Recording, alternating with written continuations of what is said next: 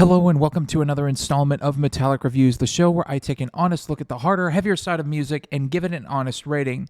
Today, after a little bit of being in like a weirder, more extreme side of metal, we dive into a much more traditional world. No growls, screams, or heavy overdrive pedals to be found here, folks. It's just good old heaviest Metallicus in the vein of bands like Priest and Maiden, but with something of a modern, little bit of a doomy twist. After all, the man responsible for almost everything here, Nate Garrett, was once the guitarist for modern-day death metal favorites Gatecreeper. Now this couldn't be further from that style if it hurdled the New World Trade Center building, the Empire State Building, and the Willis Tower, all stacked on top of each other. Yes, it's Spirit Adrift and their new one, Ghost at the Gallows, out August 18th on Century Media. Now this is their fifth studio effort and their second on this label, so let's dive in and see just how they did. Now, first off, I have to speak to the absolutely amazing cover art. This might be one of my favorite album covers of the year so far. It was done by Jeremy Clark. Now, for those of you who don't know who Clark is, his portfolio includes bands like Black Tusk, Kylisa, and Skeleton Witch. So you definitely know you're getting something weird, yet totally atmospheric and ethereal with this. Now, I've noticed, too, that the more modern trad metal bands are kind of going the way of the minimalistic when it comes to their artwork.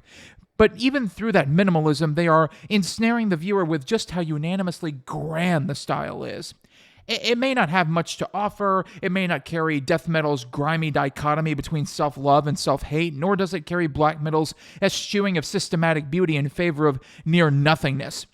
What it does have is something that's far deeper than any of that, and I really do appreciate that. It's a really good thing. Something else I appreciate here is the record songwriting, which stands out as very unique, even amongst regular trad metal. Though it does carry the hallmarks of any great old school classic, it's very anthemic, it's very clean, very polished. It brings out a lot of the more modern touches again as well. For instance, the inclusion of the track These Two Hands, which sucks the tempo out of what had been something of a galloping record to that point. It works because of the song's subject matter, which is the ostensible honoring of someone who has passed. Yet it also incorporates a lot of Sabbath-esque doom and ends on a somber acoustic note. So many bands are trying to emulate Priest, Maiden, and Sabbath that, in my opinion, they kind of sort of tend to forget what fantastic pure songwriters those musicians were. Spirit Adrift doubled back on that, and they pushed the songs to the forefront of the album and really showcased their own talents and abilities. The record's production is another strength, especially when it comes to the vocals. Garrett pulls out his best Chad Gray impression, though he never comes across as quite the, how can I put this, the whiner that Gray does. Yeah, the Mudvayne frontman, he can kind of sound a little on the whiny side. Garrett sounds very close in terms of vocalization, but in terms of whining, they're pretty far apart. Backing this is a bit of classic overdubbing, creating one of the more uniquely interesting vocal tracks of the year. Once again, it pays homage to the past while remaining firmly entrenched in a more modern mindset. In terms of instrumentation, the production also shines, as everything sounds very big and very real, yet also very close and very simple. There aren't really any big tricks here when it comes to either production or songwriting. You're not going to get anything overly complex or overly blown out, but the music is just allowed to breathe, and you feel it in every second of this record. Now, on the downside, some of the songs do feel like they outstay their welcome just a little bit. As good as they are, they could have been cut by 20 or 30 seconds. Album opener Give Her to the River is a prime example.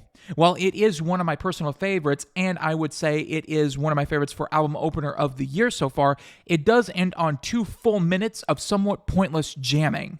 Normally, I wouldn't mind that, but I would have liked to have seen the song end on the higher plateaus that the band had sort of deposited the listener on, and that is the case for a number of the other tracks on here. But that's a very minor quip against what is one of the strongest records of the year so far. Spirit Adrift have played to their strengths and offered an album that's one part priest worship, one part modern metal sensibility, and a whole lot of excellence all rolled into one. I'll definitely be spinning this one again. Though I don't quite love it as much as I loved Scar Symmetry's record from earlier this year, which is the frontrunner for Album of the Year, I still recommend it highly. Ghost at the Gallows gets a very strong 4.5 out of 5.